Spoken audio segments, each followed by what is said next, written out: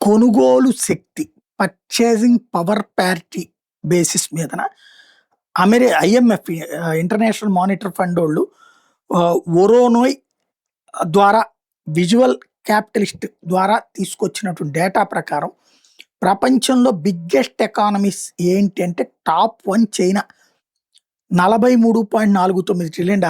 Number 2 United states $31.82 trillion. అంటే వినియోగం ఇక్కడ జనాభా ఎక్కువ ఉన్నారు కాబట్టి జరిగింది. అమెరికాలో తక్కువ జనాభా ఉన్న ఎక్కువ వినియోగం, అది సెకండ్ ప్లేస్. థర్డ్ది ఇండియా $19.14 ట్రిలియన్.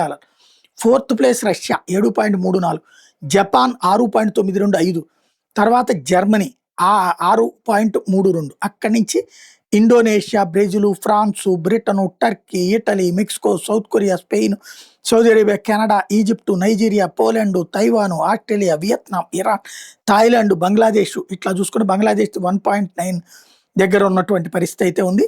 అదే సందర్భంలో ఆ తర్వాత ప్లేసుల్లో ఏదైతే Egypt, Nigeria, Poland, Taiwan, Australia, Vietnam, Iran, Thailand, Bangladesh, Pakistan $1.76 trillion economy మాత్రం ఉంది. వాళ్ళ కొనుగోళ్లు, అమ్మకాలు అన్నీ కలిపితే. ఫిలిప్పైన్స్ $1.59 ట్రిలియన్ అయితే ఆ తర్వాత ప్లేస్లో Argentina, Malaysia, Netherlands, Colombia, South Africa, UAE $1 trillion, Singapore, Kazakhstan, Romania, Belgium, Algeria, Switzerland, Ireland, Sweden, Chile, Iraq, Ukraine, Austria, Peru, చెక్ Republic, Norway, Hong Kong, Israel, Portugal, Ethiopia, Denmark, Uzbekistan, ఇవన్నీ ఒక ఎత్తు అయితే అదే సందర్భంలో ఆ తర్వాత స్థానాల్లోకి వచ్చేటప్పటికి ఏదైతే Greece, Hungary, Morocco, Kenya, Angola, Qatar, Finland, ఇట్లా లెక్కలన్నీ వచ్చినాయి.